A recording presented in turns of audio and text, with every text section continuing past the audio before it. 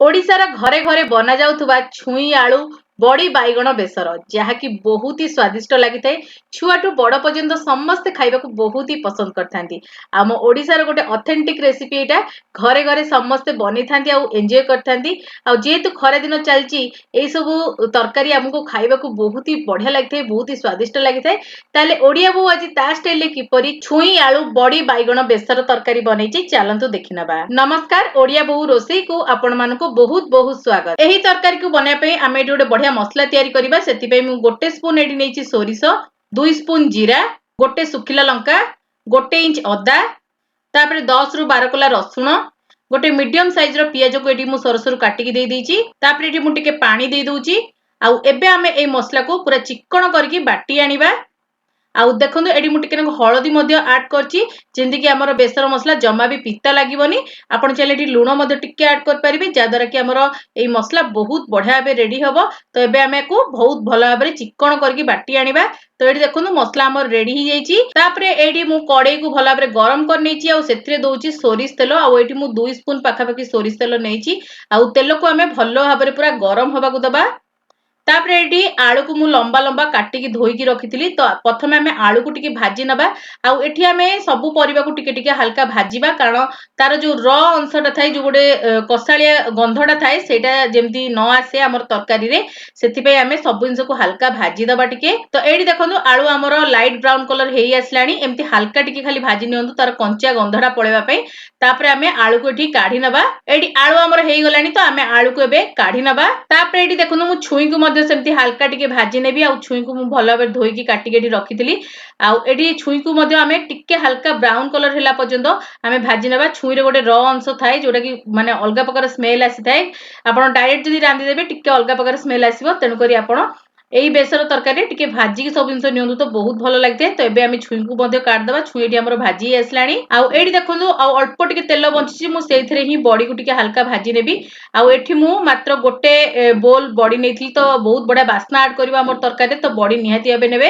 तो बॉडी को मध्ये आमे हल्का टिके ब्राउन कलर हैला पर्यंत भाजी नबा। एठी बॉडी हमर हेई गलानी। तो मु बॉडी को सब काढी नउची। तापरे आउ टिके अल्प तेल देकी मु एठी बाइगण को मध्ये देई देथिली। आउ बाइगण को मध्ये मु सेमती हल्का भाजी नउची जेमती कि हमर पूरा हल्का ब्राउन कलर देखा जिवो। टिके देखंतु एठी बेसी बाइगण को भजाइनी, बस टिके आमे टिके तार कंचा गंध जेमती जिवो सेइ भले आमे भाजी देची। आउ हल्का ब्राउन कलर आसीची। तापरे आमे एठी आउ टिके तेल दबा 2 रु 3 स्पून। तापरे एठी देची टिके नाकु सोरिष, हाफ स्पून सोरिष, हाफ स्पून जीरा।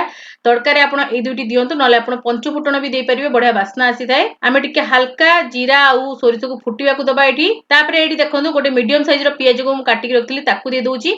आ पियाज को आमे एठी भलो भाबरे टिके 80% कुक हैला पर्यंत भाजी नबा। एठी देखंतु हमर पियाज बहुत बढ़िया भाबरे भाजी आसलानी। तो एठी आमे ऐड करबा 3 रु 4 टी देसी टमाटर, जादर कि बहुत ही बढ़िया हमर खट्टापणा आसीबो तरकारी रे, बहुत बढ़िया मते लागिथे। आ एठी मु 3 रु 4 टी ही ऐड करतली। एबे आमे टमाटर को बहुत भलो भाबरे भाजी दबा। टमाटर को सिजिबा पई आमे एठी ऐड करबा लूण। आ एठी मु पूरा तरकारी पई ही लूण दे दीची स्वाद अनुसार।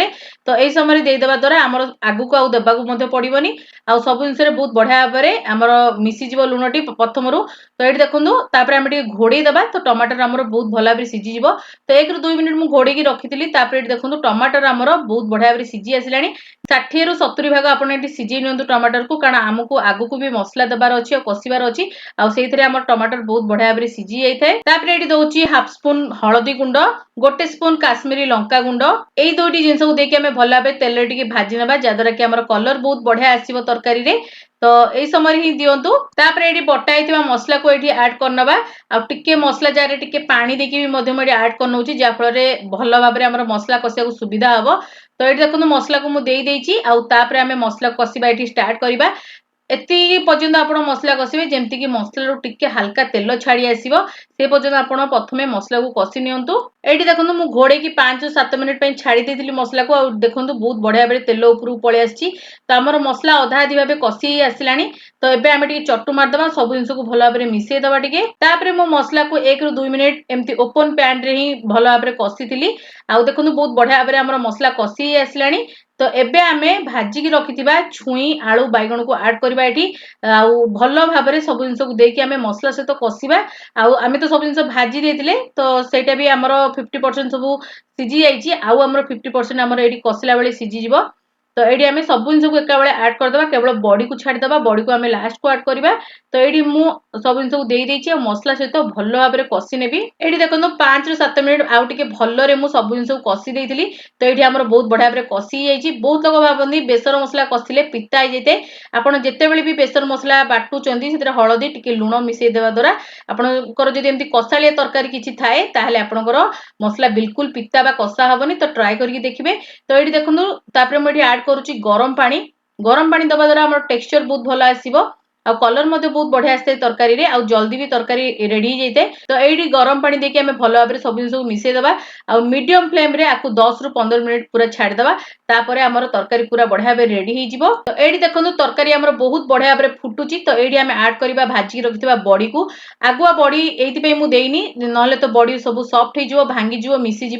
तेणुक आप लास्ट को बड़ीटा को आड करूँ द्वारा बहुत बढ़िया भाव बड़ी आमर फुली थाए आ पूरा गोटा गोटा होकर रही है। तो ये आम बड़ी को देखिए टिके मिसेदेवा आउ 10 मिनिट ये पूरा मीडियम फ्लेम रे आम कुक करवा। तो ये देखो 15 मिनिट पर आपको देखा बड़ी देखो पूरा गोटा गोटा होगी अच्छी आ तरकारी देखो झोल रिड्यूस हो गला। तो बहुत बढ़िया भाव में तरकारी ये प्रस्तुत हो गला। तो एबे आम लास्ट को आड करवा टिके भल फ्लेवर पाई धनिया पत्र। तो निहाती आड करेंगे जमा भी स्किप करेंगे जदि तो ना आपण पारे इट्स ओके ना जदि अच्छी तो निहाती देवे बहुत बढ़िया टेस्ट आसी थाए। तो धनिया पत्र देकी आम तरकारी को टिके एपट सेपट कर मिसई नवा आ गोटे स्टैंडर्ड टाइम देबा आ तापर आम आपको सर्व करवा। तो देखो केते सुंदर आमर ये तरकारी रेडी होईची ना। आपण मैंने भी खरा दिन सिंपल तरकारी को बनातु आ एंजॉय करंतु बहुत ही बढ़िया लगी थाए खरा दिन स्टीम राइस सहित खाइबा पे। आउ केते सुंदर होईची ना। तो एबे आम गोटे स्टैंडर्ड टाइम देबा आउ तापर मु आपण मानकु सर्व करके देखौची। एडी देखंतु केते सुंदर हमर छुई आलू बड़ी बैगण बेसर तरकारी रेडी हो जाइए। आपण भी आपको निश्चय बनातु आ स्टीम राइस सहित एंजॉय करंतु। केमती लागला आपनकर मतामत निहाती कमेंट सेक्शन में जणातु। जदि आपण माने नुआ अछंती चैनल सब्सक्राइब करिया बिल्कुल भूलिबेनी साइड रे बेल आइकन को प्रेस करिवे ता द्वारा आपण माने मोर एमती भलो भलो रेसिपी गुडी को प्रथमे देख परिबे। वीडियोटी भल लागितले लाइक करिवे शेयर करिवे आ जदि फेसबुक पेज रे देखुचंती फॉलो करिया को भूलिबेनी। इंस्टाग्राम पेज को मधे फॉलो करिया को भूलिबेनी जमा भी सेठी मधे आपण मानो पे बहुत ही बढ़िया बढ़िया पोस्ट करते आ आपण माने मो वीडियो को जगह रो देखुचंती कमेंट सेक्शन में लिखिबे मते बहुत ही भल लागिवो। तो आगु को मु एमती बहुत ही बढ़िया बढ़िया रेसिपीज आपण मानो पे नेके आसीबी। तो आज पई एतिकी बाय बाय।